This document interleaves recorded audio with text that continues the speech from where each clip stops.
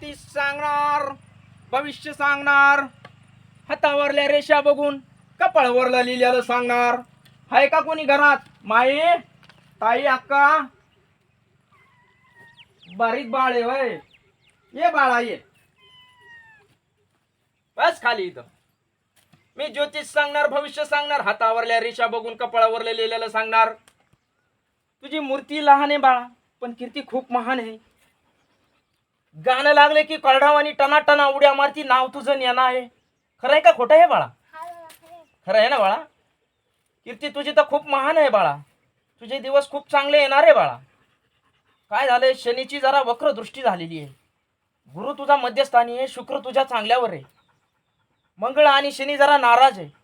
ह्या दोन ग्रहांची जरा शांती करावा लागणार आहे बाळा. शांती करायची का बाळा? पण शांतीसाठी आता पप्पा कुठे गेले बाळा तुझे? पप्पा बाहेर गेलेले. तू एकटीचे बाळा घरात?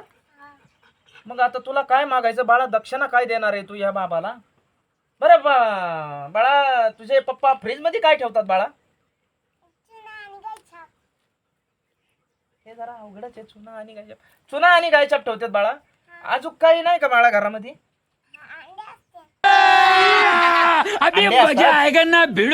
मग बाळा, ग्रहांची शांती करायला अंडे भरपूर झाले बाळा. आता कसं आहे, सध्या कोरोना चालू आहे ना बाळा. मग मला आता कुठेतरी देवाच्या ठिकाणी जाऊन ती तुझी शांती करावं लागेल बाळा. मग तेवढे अंडे घेऊन ये बाळा. जे वरल्याने सांगितलं ते तुला मी सांगितलं. तुझं भविष्य उज्ज्वल आहे बाळा. तेवढे अंडे घेऊन ये बाळा. मग आता बाळा तू ग्रहांना रडवायला लागलीस बाळा.